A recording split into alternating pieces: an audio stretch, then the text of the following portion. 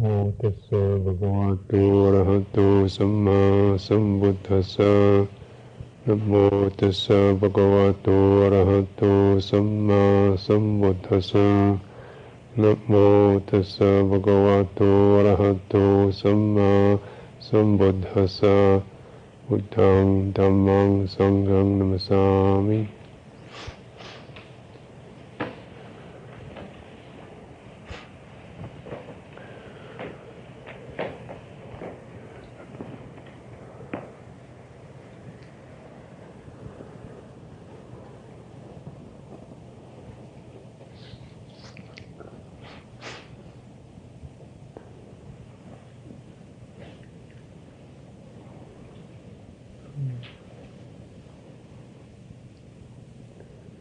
So, don't know how people's energies are after a hard day of thrashing out the calm.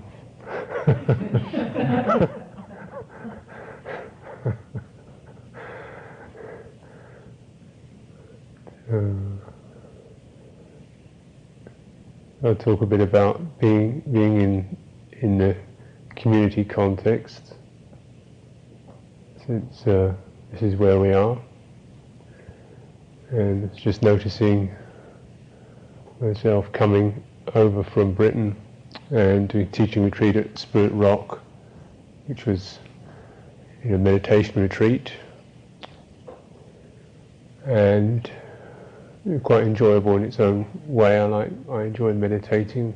I like being with people in this context, and brings up ideas and reflections.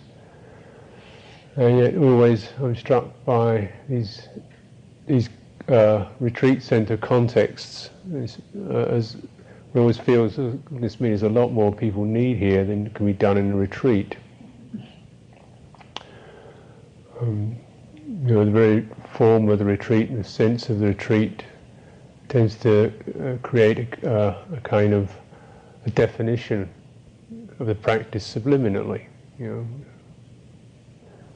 That is, one feels a practice is something that occurs when you go to a particular place, and it's within certain structures and postures, and it's done in silence, and it's done without really being much connected to anybody else. You're there on your own with 60 other people, with a strange sense of kind of ignoring them and yet realizing they're there, which makes you generally feeling slightly irritated by everybody else. So one is in one's own capsule, as it were. And it seems that actually is quite stressful for people, in that encapsulated state. Things feel quite tight. Things kind of build up, cook up.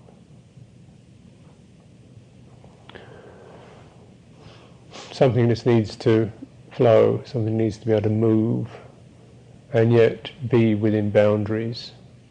Be within the boundaries where you can get reflection, where you can sense your boundaries, where you get guidance, where you sense limitations and you work within things.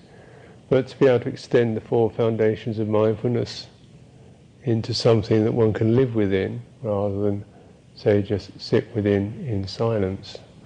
And this is the particular thing that I feel monasteries are about, where perhaps the conditions in some ways are can seem less ideal, in terms of, it's not so polished as a retreat centre. It's not so emphatically silent as a retreat centre. It's not so simple in a way as a retreat centre. And yet it does present one with a model of life, and recognising that actually there weren't any retreat centres at the time of the Buddha either, and everybody was out there doing it. All the people who were practicing were doing it in forests, being bitten by things, and presumably having to live in a living context.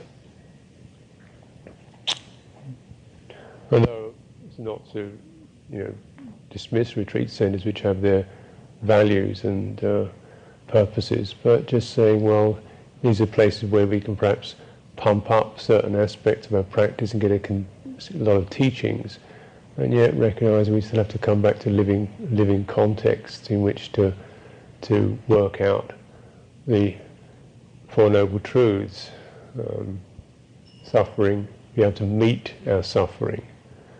First truth, to meet and recognise it, not be blind to it, but really acknowledge it, meet it, not be bounce off it, not just project it out, not blame it on others, not distract oneself. We've got to meet that. Because it's in meeting this that we can understand or get to terms with come to grips with the origin of it, and then when the origin of it is understood, it can be released or relaxed, and the cessation, the settling, the calming down, the quietening, the release from that, and the path becomes increasingly clear. And it's always one where we're actually handling aspects of our karma, of what we've inherited, of the way we perceive the world, which is part of our karma, the very filters that we place in our eyes, our ears, over our senses, over our hearts and minds. How do we perceive things? This is inherited. This is something that's been built up over time. What things mean to us, how things are registered for us, whether things feel friendly or unfriendly or intense or whatever, threatening or joyful.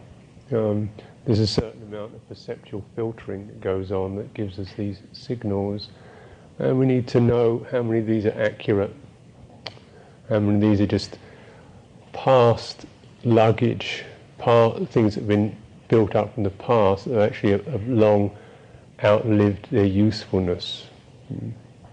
And once we can recognise, well, they may have been useful at one time, but they're no longer relevant, we can discard and lighten up our inheritance, our life luggage. And also, we can also consider ways in which, or begin to understand ways in which we don't get the knee-jerk reflexes of creating more karma based upon how we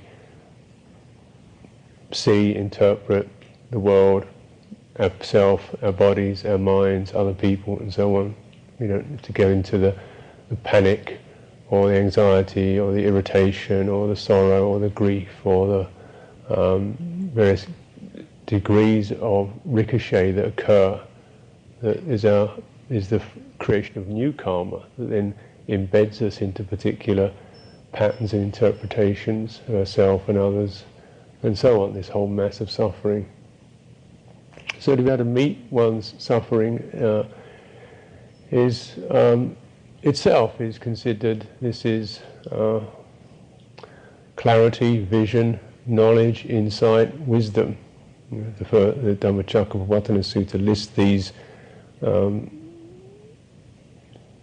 what arises with just even understanding that one's suffering is to be met rather than to be run away from, or something's wrong here, I shouldn't be suffering, something's going wrong here.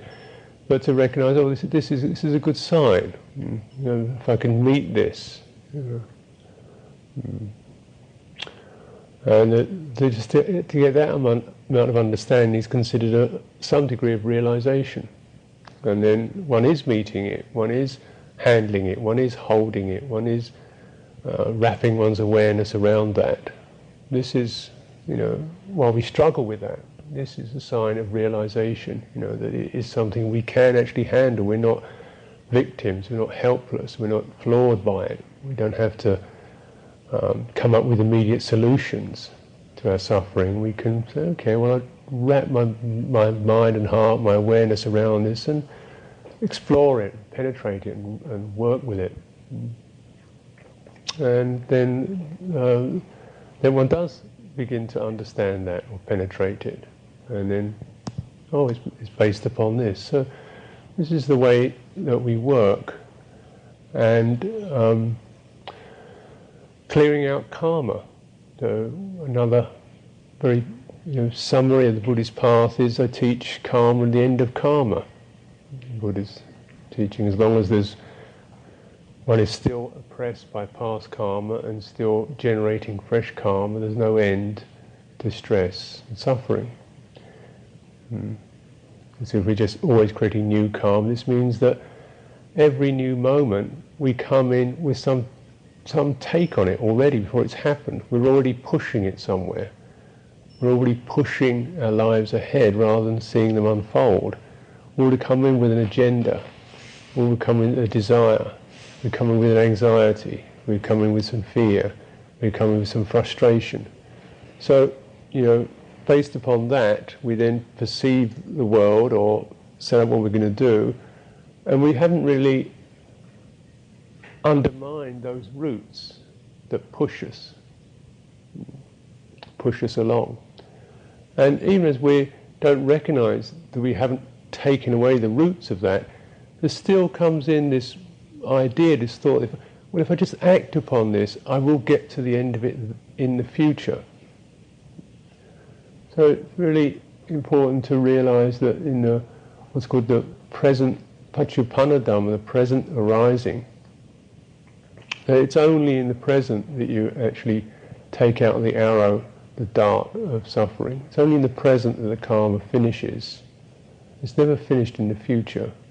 You only can take out, undercut that trigger, that triggering in the present.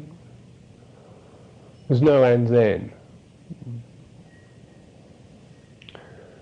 This is a nice thing to say, easy enough to say, but it's also I do recognise how often many things are not. I personally don't examine everything that clearly. So a lot of this karma gets created in a surreptitious and not really clear way. So I was noticing, in my monastic life, most of that life has been around building monasteries. So about 25 years of it. Like living on a building site for 25 years with a feeling of, we'll just get this done and then...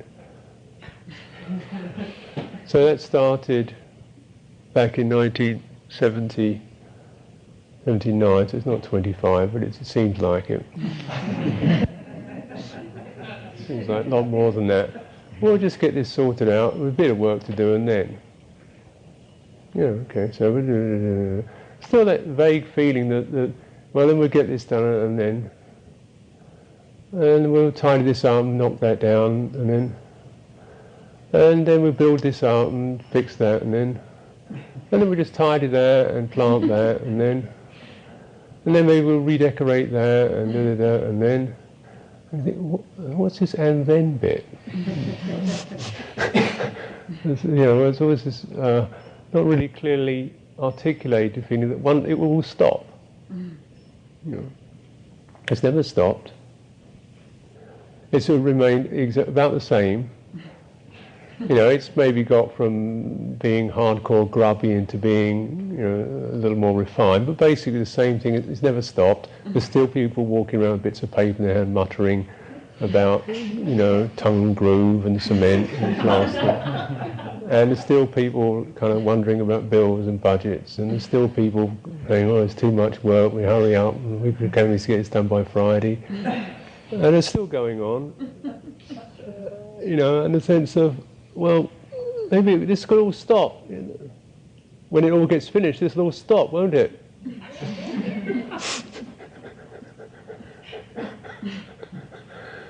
But I've noticed even in places, or when monks come from monasteries where there isn't a lot of work, like people who come from Sri Lanka, where they don't have much work to do, they come to monasteries and start creating work. They do things like an analysis of the prosody of the Pali Canon, or, why? Structural, look into the structure of various texts or something. Why? There's a so there's sort of this karmic stuff is like a rolling ball. And something in us feels that if we just keep rolling this ball, it'll take us to the good place, the satisfied place, the completed place, the place of fulfillment. And we roll on that ball for lifetimes.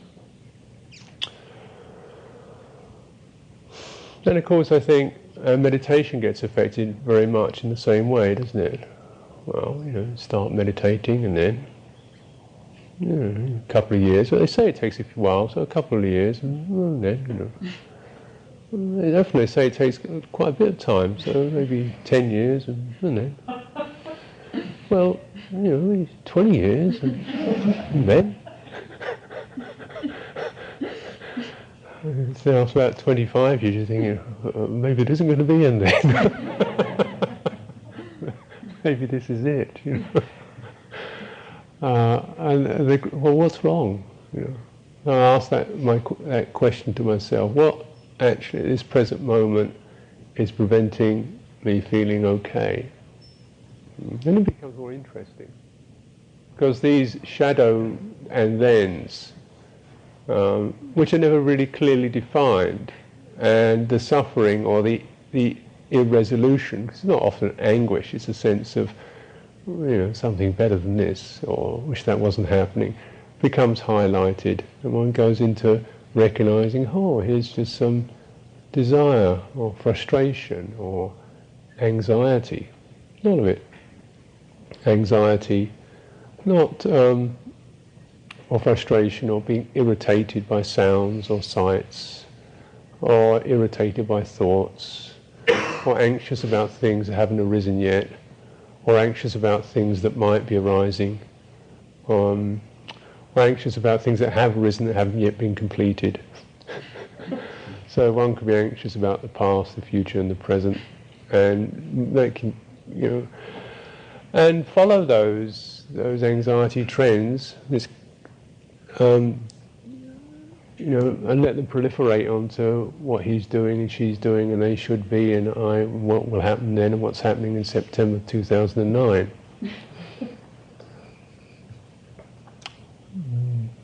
And are we still in line with the teachings that happened 2,500 years ago? Perhaps we're moving away, perhaps we're declining, perhaps we're degenerating. That's probably it. And so so anxiety or that kind of thing, I begin to recognise is quite frequent thing in my own in my own karma. And so it'd be much easier for me to imagine that things have degenerated since over the years, rather than they've actually improved. So the karma, the anxiety over things going on can get backdated into the past. Things must have been perfect at one time, and now they're less than that. You're doing something wrong. Things are okay in the present, but they're not going to last. And in the future, there'll be things that are going to be worse. That's very easy for my mind to move into that. So it's always refreshing when you look into the scriptures, and particularly look in the books of the Vinaya and think, it's a mess then too. That's a relief, isn't it? Even the Buddha couldn't sort it out. And even the Buddha around teaching, and on numerous occasions there's people fouling it up, corruption, sexual perversions, people badgering lay folk for honey and cloth and it's like that. Really, really scummy stuff going on.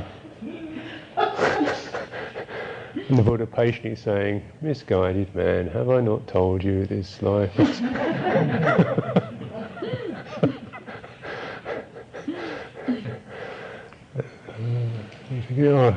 And a great deal of more respect arises for me from reading the Buddha in the Vinaya than even in the Buddha in the suttas, because you realise that here's the Buddha actually in the daily life context of people fouling it all up and not losing it, not going ballistic, or thinking this is all a waste of time, or how's this thing ever going to keep going, over the next thousands of years, just keeping it in the moment and saying what needs to be said, and kind of just not creating any more karma for himself.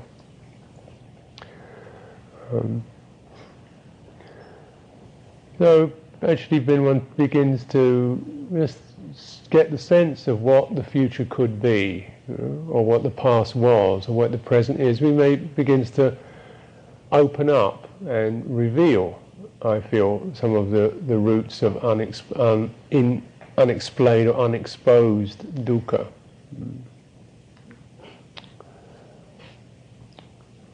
And the dukkha that is present as well, that does seem to be exposed, to be able to handle and hold that and explore into that. Like, what really is the root of this? What's the push behind this? This is what these places are about. Create a holding space for daily life experience, where one can be irritated or disappointed, or slightly frustrated or confused or anxious about many things, because the monasteries are very insecure in many ways. Financially, psychologically, people are going through this stuff. You never really know quite what's going to be happening the next month. So they live on that edge, in which the insecurity and the inconstancy of it all can help to reveal as one's karmic potential to try to control it, to make it work, to feel you're not doing good enough because otherwise it'll all be settled and calmed down and steady. The anger or rage at having to be in a position of trying to do it. So being leader of a community, for myself anyway, there's always these kinds of things are coming up. Sense of, why do I have to deal with all this stupid stuff? All I told you to do is just watch my breath, and things will be all right. Don't bother me with all this stupid stuff. So I get some anger, rage, or anxiety over not being able to make it work, and so on. And so just kind of coming into that. This emotional material, which is where we really touch the living charge, the living current, the voltage of dukkha. So rather than letting it spin out into ideas about what I should be or the way it should be and so on, nor dismissing those, but being able to unwrap them and feel into the anxiety or the irritation or the sadness that's there. This is the karma that I'm handling.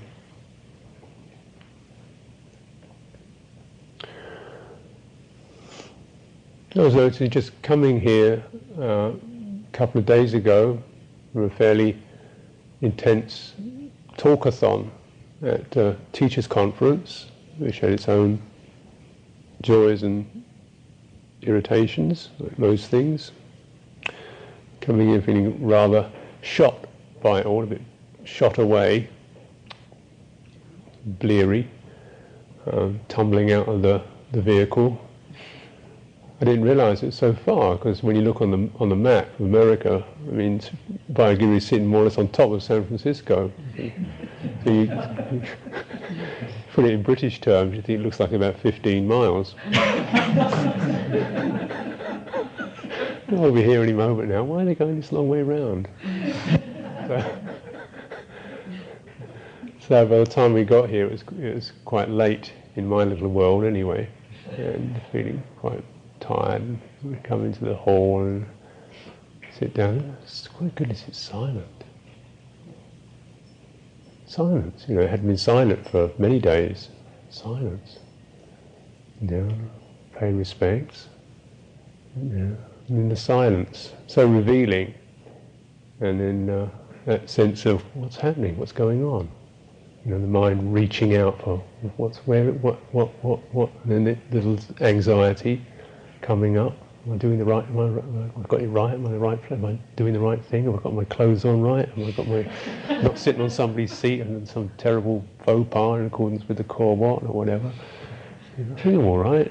And what's happening? Virgin Parent says, "Oh, it's pretty quiet." What's been? And then somebody asks somebody else, "Yeah, it's fairly quiet." And it's been a quiet day. And, last week it was quiet. I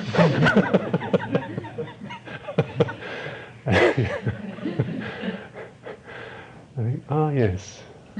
And that immediately feel this quiet space. And then within that, very, very nice. I can feel the trembling of my own awareness, trying to find a place to rest or settle, just reaching that sense of just quiet. And then being able to just in that moment, just hold the edge of that flutter, let it be there, and breathe it out. Without having to come up with something, push it away, distract myself, or run out the door, or anything. Yes. And it's very helpful.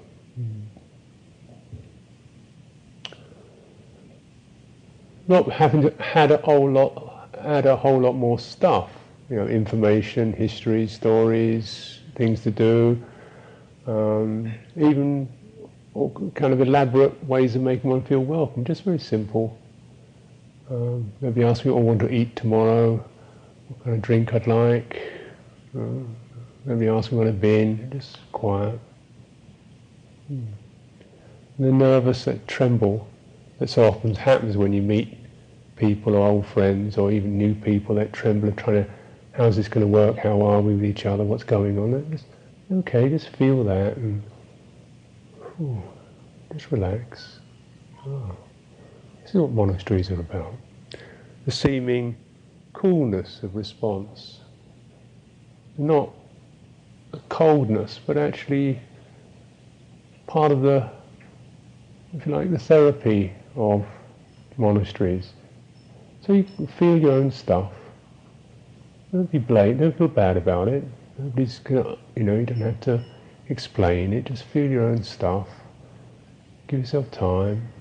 Nothing's asked of you. Just sit there, feel it, breathe it, know what it is. Relax. Feel better now. Once drop from being up in the head to down in the body, and the happiness of that, being a body, and the happiness of all the kind of personal histories and projects and agendas and just being able to drop all that and be here in the body, and how wonderful walking out of the hall and the night sky and feeling clear and settled and very much welcomed without very much having happened, without a lot of explanations or stories, just being welcomed by the very quality of presence, of a holding, quiet presence. This is different, isn't it? This is different from doing something about it. This is different from talking about it even. This is different from meditating on it. This is just releasing it.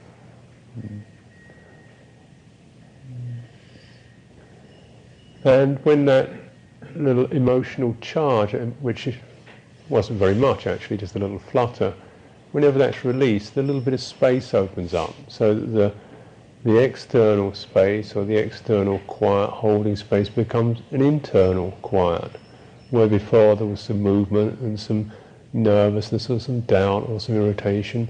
Now there's some internal space, there's some emptying. How lovely that is. That was much better than having something else put in there to make that funny feeling go away. That was much better than having, a sense object or a thought or an idea put in there, put on top of it. Much better was just to feel it and be given the opportunity to open to that and release it. With that sense of inner space, the world seems fresh and bright. I see this as our main occupation, is generating space. This is, I feel, the most important, core thing for contemplatives, and I suppose summoners in particular, because we have that mandate, if you like, or because of our powerlessness, relative powerlessness, then the emphasis is very much one on generating space. You can't generate children, you can't generate money, you can't generate much, but you can generate space. So that's the emphasis. And doing this through touching karma and holding it carefully, confidently. Nothing wrong with you. Just that's what was supposed to be happening, and being able to release it. These systems, these embodied consciousness experiences that we're in, are wired. They're wired, they're emotionally wired, they're sensitively wired, they're wired in terms of being affected and responding. That's the way they're supposed to be. They're supposed to be wired for security, so they have fear in them. They're supposed to be wired for protection, so they have rage in them. They're supposed to be wired to find what's pleasant and agreeable, so they have desire in them. They're supposed to be that way. Nothing wrong with them, but the whole there's a difference between things being something wrong with it and holding it from this embodied consciousness. If those emotional charges, those emotional voltage is released in something rather more far-reaching than fear, what we can get through fear, desire or anger can arise. Called the supreme security, the supreme happiness. And I guess this is really, underneath all the complexities of the way we think, we come down to some very primal emotive patterns. The need to feel secure, to feel safe, to feel protected, to feel, one will not be attacked or mocked at, either mentally attacked or emotionally attacked or physically attacked. And that's just there in the system. The one will be able to find some sense of ease or enjoyment or warmth, whether it's emotional or psychological, whether it's something we feel happy with others, we feel, peace with other people, that makes us feel, that's a pleasant place to be. Or whether it's just getting enough food to eat. So, in this our systems are like that. They're wired in that particular way, and they're wired up to context. This is the way we are. We're wired to context, and every context we're in, we can be getting those kind of tremblings on our fine antennae. Is it okay here? Is it okay here? Am I okay here? Am I doing something that people don't like here? Or will it be something I'll be blamed for here? That kind of tremble is going to be occurring. And with all the fine gradations of human behaviour, we're looking at ways in which I might be causing offence, something like that. So I don't want to do that, because then bad moods, bad words, bad thoughts will come my way. And the other one is, is there something where I can derive enjoyment, happiness, ease, where I can feel contented? Is that happening here?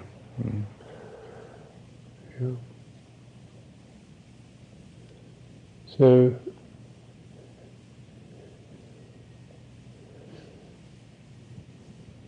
and so many times we need to just be checking that, or recognizing that thing operating in us. in each context that we're in, and knowing what can be done.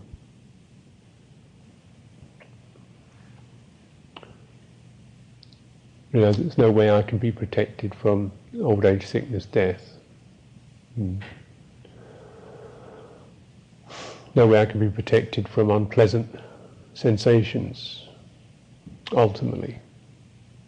So we very much base it upon the mind being protected from greed, hatred, delusion, being protected by sīla, using that as something where we can feel, I have this is my shield, this is my safe place, I can abide somewhere where I don't have to act on that, or on immoral actions where people are not acting morally towards me, in that sense. And then within that, well, okay, so people are still going to irritate me, but, you know, that I will learn to just feel that and release the suffering of that. So we've got ground to stand on. We have protection. We have safety in that respect. We also have a place of enjoyment and contentment. There'll be shelter here. Monasteries are always places where you can get at least food and water free. And what's there is there for everybody. That's really something, isn't it, when you think of it?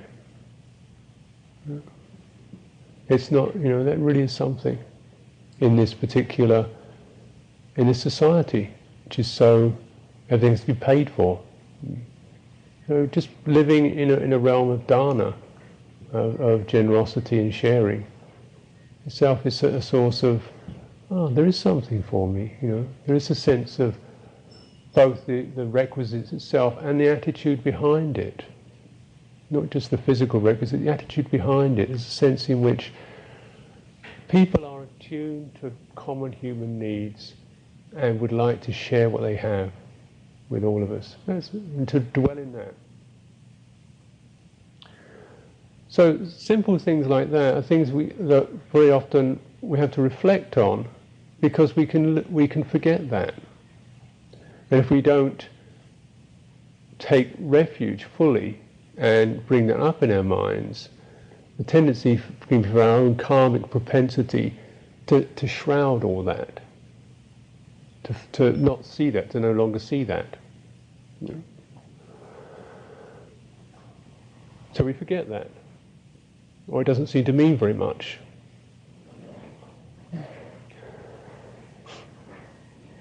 This is because of the particular nature of the emotive charge. You know, if we look into the experience of the embodied consciousness, so this is body, there's rupa, consciousness, vijnana, and then when you look at the five aggregates, you have sanya, vedana, or vedana, sanya, sankhara. Vedana is the feeling, pleasure and pain. Sanya is the felt meaning, what things mean, how they're perceived or how they're interpreted. And sankhara is the karma formation itself, which is the volitional kick. You know, it's the push. It's an energetic, it's a forming thing. And around feeling, it's not a lot we can do. You know, it just happens. You feel what you feel, there it is. Perceptions or sanya, again, it's what you're wired to. It's been imprinted. You know, men in uniforms make me feel this way. You know. You've got some kind of sanya there. So the real point that we can work on is the sankhara, which is where those perceptions and that feeling that comes up can be, instead of being activated, can be discharged. So we may sense, for example, in monasteries the relative space or quietness or non-communication that can occur. People aren't necessarily all that forthcoming. It can be quite quiet. We may sense that as unfriendly.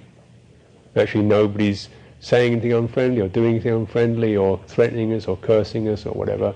We can feel, I just don't feel very comfortable here. People seem a bit a bit cold, or a bit distant, or a bit remote, or whatever. That's the sañña, that's the meaning that's lodged there. Now we can hold that instead of acting upon it or trying to make it go away. Just there's a bit of anxiety there. We begin to check into some of our mistrust, which is a strong word, but I think is there for all of us in human context, because of course human beings do each other a lot of damage, a lot of harm. So we see a human being that isn't always necessarily good news, unless you get particular, positive overtures. Hi, Joe, it's great to see you. So if you don't get that, I don't know where I am with this. And then people who don't say things are often people who we might find threatening. But then we begin to kind of unpick that, or just hold the sense of the nervousness or the mistrust or the feeling unwelcome. And then, there it is. And check it out. And just that little bit of suffering. Just that little bit. Because if we can release that, or if we can hold that and feel the charge of it and just breathe in and out and breathe through that, the little bit of space that gets opened up in there is our immediate liberation from just a little piece of this whole momentum of karma. And it's rather like that's where you see the results of practice, just there. And you begin to understand the path is not in not having perceptions or mistrusts or whatever, and feeling terrible shame, I should be this way. No, it's about, that's the vipaka, that's what's happened, and you see the path is one of holding that and not generating fresh karma around it, and being able to release that. The sankhara itself is in, I don't know how much energy you've got left, but I can go on. The aspect of that is that what's called volition, which is the push. It's the reflex that do, go away, run, freeze, fight, flight. The little trigger, the volition. So that's an aspect of it. Another aspect of it is called attention, which is the focus. Whether we get narrow focus, obsessive, spaced out, distracted, whether your attention drifts off to something else, or whether it holds onto something, grips it hard and goes into it in detail or whatever, that's attention. And the other one is impression, which means how we immediately resonate with something. And around this is the karma. The impression is very much bound up with perception and feeling. That's how it all operates. I was saying to Ajahn Pasano earlier when I was looking at the book of Ajahn Chah's teachings being Dhamma, how I looked at that book and got a little bit of stress arising over seeing Paul Breiter's use of Sanskrit and Pali. So sometimes he'll because he's used the word dharma, which is a Sanskrit word, but that's the way that normally it's used in America. They didn't talk about Dhamma, they're Dharma. So they've taken the Sanskrit form. So he's obviously felt, well, that's the form we use, Dharma, which is Sanskrit. But then some of the words he's using a technical word. So he starts off with a Pali bit, and he puts this word Dharma on the end of it, which is Sanskrit. So the beginning begins in Pali, ends in Sanskrit. And this may not mean much to you, actually. But it really gets me going. So all this book of Ajahn Chah's teachings about detachment, dispassion, letting go, the main thing that I remember is this particular point. And so this means attention. Attention has somewhat lost the plot here. What it's supposed to be attending to, looking about sīla, samādhi, pañña. Instead, it's got stuck onto typesetting, and it's partly my editorial karma. But that's what attention does. Obviously, you could say that this is used in this way is slightly incorrect. But attention feels something that it doesn't feel comfortable with and just holds it and focuses on it and focuses right in on that and channels right in on that, and the rest of the book has disappeared. And then, Paul Bright, a complete idiot, doesn't know what he's doing. He spent years and years translating these texts from Thai and doing this wonderful work, and then the attention fixes on that, and one creates a perception based on that. Okay, so we can laugh at that. What are yours?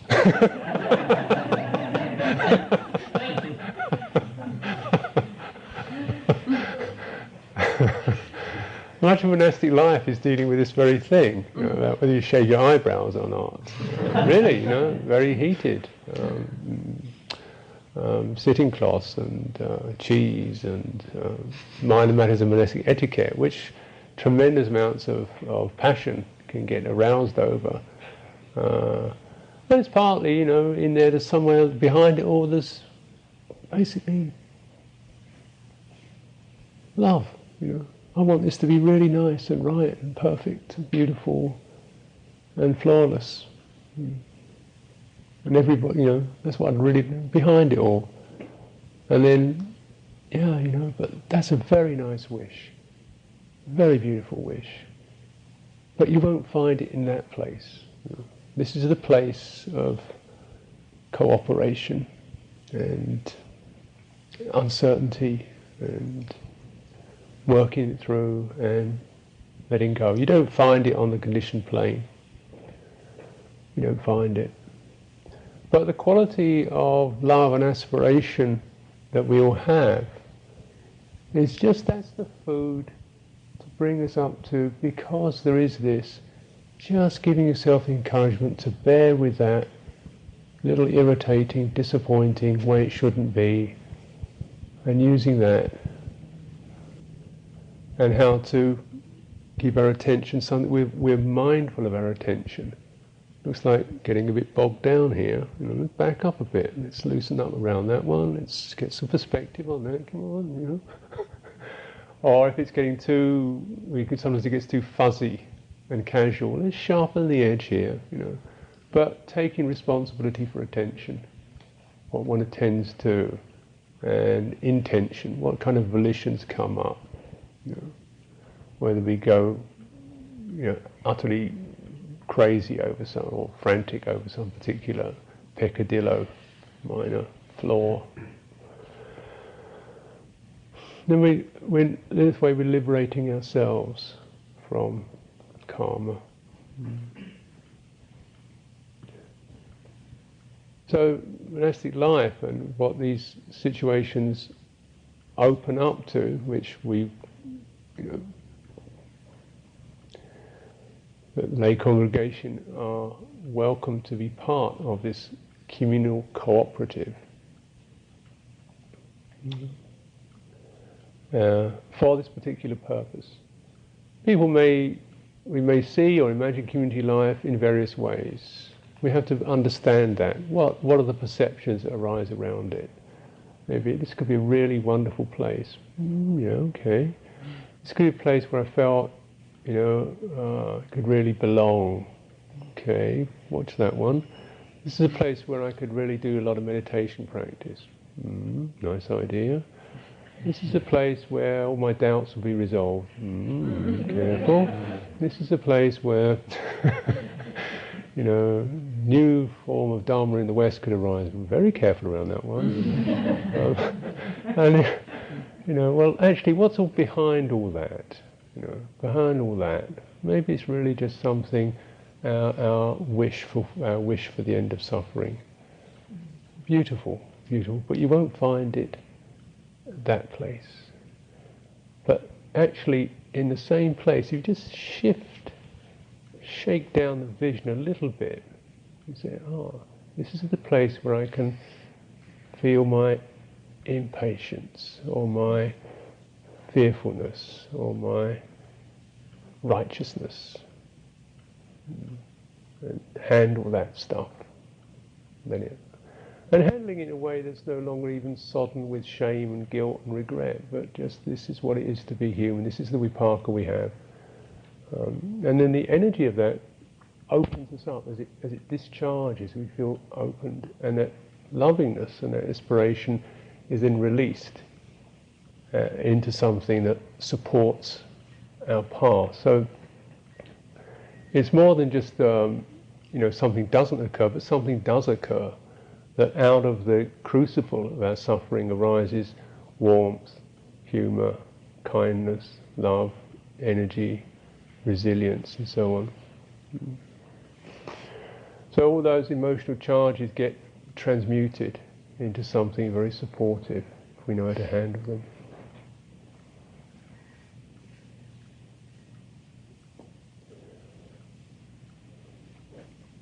Find more and more in my own practice, as I figure out how do I handle this very body becomes important. To realise at a certain point when I'm not handling stuff, I'm losing my body. I'm going up into my head. I don't know which is internal and external anymore. I'm not certain whether this feeling I have is really because of you or because of me. Whether it's my stuff or your stuff, whether it's really your fault, you're so clumsy and inadequate, or whether it's me being demanding and in a bad mood. I lose all that, and I'm out in this spin of it all. Really important to feel the feeling as it's expressed in the bodily sense, holding it into. We can feel the charge, the tension, the pushing, the sinking in our own embodied sense, and being able to hold it there till it releases. Because otherwise it gets very difficult for us to know whether something's internal or external. It gets all mixed up. But in this body, you begin to find a way to know how much of this is my own stuff and how much of it's what's happening around me, and where's the place of release. And what seems more and more to arise for myself in that process is there are sort of two emotional movements that seem to be really genuine.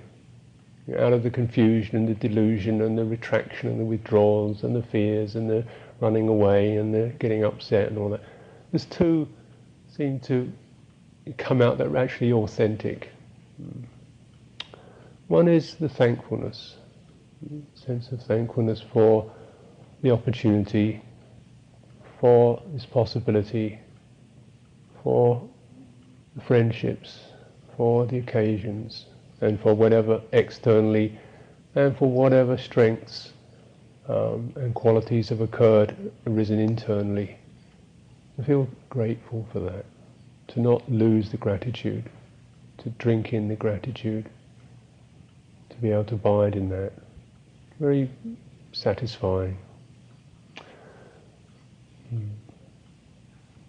And the other is compassion, the sense of for what has not been resolved yet externally, the frustrations or the inadequacies externally, and internally, the confusions and the blunderings internally.